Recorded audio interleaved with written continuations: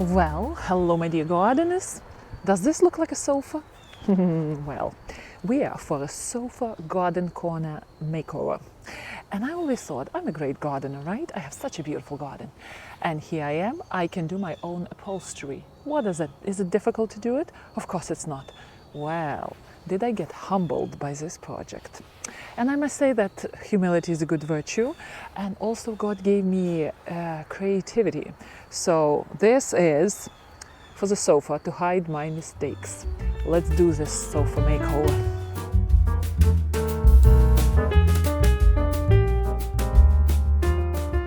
This garden room is a beloved space for my family. We formed it, we created it several years ago, and now when everything is maturing, it really looks like a room. So we have a sofa here, and then we have a beautiful entrance. Here we have afternoon sun and morning shade, so we can do our own pick where we want to sit here. And then we have a stone, I like a patio, which I created myself, and I introduced different times, garden time and creeping time. Time is famous for blossoming well in summer, the early summer. Here time is in a little bit of shade half of the day, so it refuses to bloom, which is fine with me. It creeps so well among the rocks. And these stones we took from the people who didn't want them, including this round one, which is very nice. I would love to know the history of it, but I don't. So I placed it right in the middle of it. And of course, on both sides, we have windows. One side is going to one edge of the garden, and another has a nice path. That path is also a nice little road for me to walk in the morning. I like to take a walk in the garden, but my garden is so small, so I created this little path to still have that 2 minutes of walk and enjoy the nature. So this is the layout of the space. We have two raised beds, combining pleasure with necessity. Right now we have rhubarb growing on one side, together with radishes, late kind of cold season crops, and on another side we have all sorts of mismatch of plants, including boxwoods, which are maturing slowly on this side. So this is morning. The sun is not here, and it's nice and shady here. A lot of plants like it here. We have azalea on this side, and by the way, this azalea was not behaving well. It was facing the sun and was giving me kind of bare legs on one side, so this is what I did here. So here I have two sticks, and I have a string, so I tied up the sticks, and I have sharp edges, and I'm going to persuade my azalea to grow where I want it to grow. So basically what I'm doing, I'm going to bend this branch with gentle force down, and with a hammer the stick into the soil on an angle.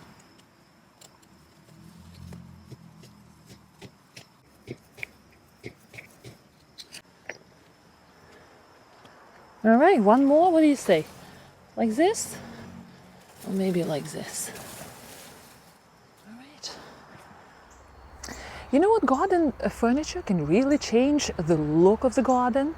Some people like to go for vibrant geometric prints, and then when you walk in, right away your eyes are looking at that sofa. I didn't want to do that with my sofa. Here, I wanted my sofa to be kind of calm and blending together with the garden. I want the garden to be there first, and then my sofa. So the question was, do I choose between solid cushions and then maybe rosy, flowery pillows, or I'm going for flowery or geometrical motif of the cushions and then plain pillows? Well, decision was very easy. I decided to go for plain fabric, and the question was between green or navy blue. Navy blue won the competition, and here I am. I went to the store, I chose the fabric, it doesn't really have rain protection, but it has sun protection, so it's not going to fade. It's going to stay like this, nice and navy blue, and will blend into this corner without any interruptions. And here I came into this huge problem. After 3 attempts making 3 cushions, I realized that fabric is too skinny, so it needs interfacing. So another attempt. Number 4, I interfaced my cushions. I went to the store, and finally I managed to add nice piping going around every length of the cushion.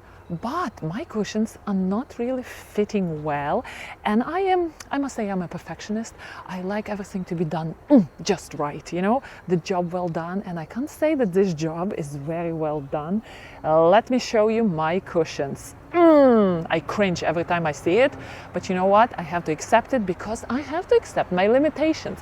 I am not a professional upholsterer, and I should take it in humility. Let me show you.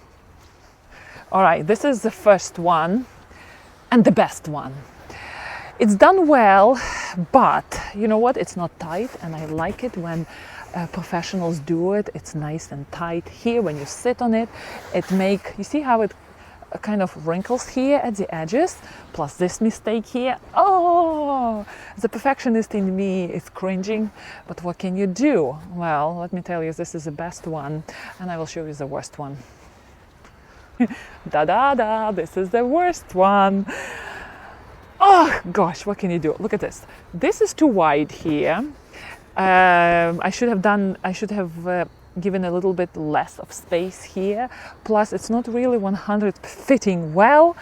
Well, again, God gave me creativity, so I can invent interesting solutions to hide my mistakes.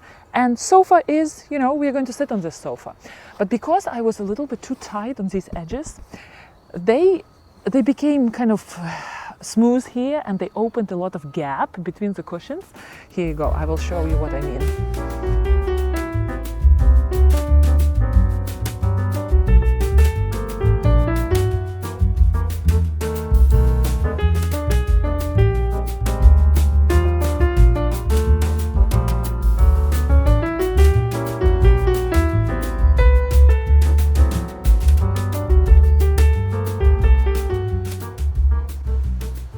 And my solution to fix the problem of gaps between my pillows would be this nice little sausage which I created. I just sewed it today in the morning. So I basically went to the store and I bought this nice velvety fabric, and I installed this decorative edge on it. So here we go. Let me see. I actually never put it on the sofa. Let me see how it looks.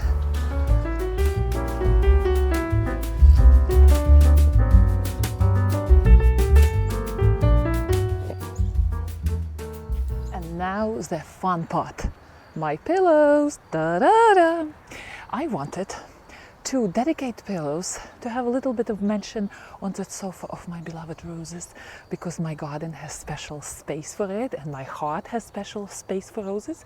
So here we go. I bought this wonderful pillow.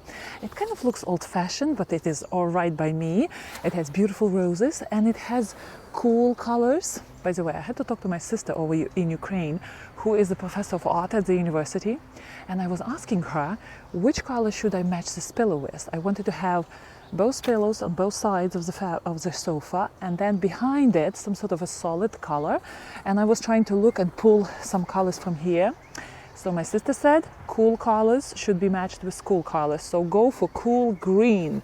And here we go. I found it in the store, a set of 2 pillows, and this is how it's going to be. My rosy pillow and my cool pillow, cool green. What do you think? I like it. I have to get rid of this. Oh, I can go in actually, which is very lovely.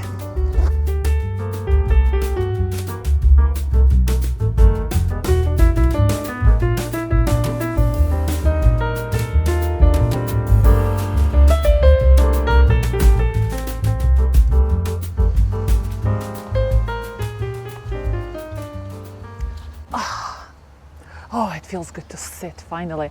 I was in the middle of this project for so many days. This is the first thing I'm going to have on my new sofa here at the back, chestnuts.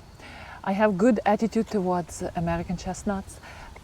When we just came to United States, my husband brought me in from Ukraine. He was a Peace Corps volunteer in Ukraine. We went to New York City and we went through the city streets, and there he bought me a bag of chestnuts. Oh my, it was so unusual because I never tried them. So here I am. This is a tradition for every fall. And today my husband went shopping and brought me chestnuts. How lovely. I'm going to have it here on this sofa. And you know what? I wanted to achieve this effect of a slight luxurious feel with velvety fabrics, but at the same time for the sofa not to be so bright and so kind of into your eyes.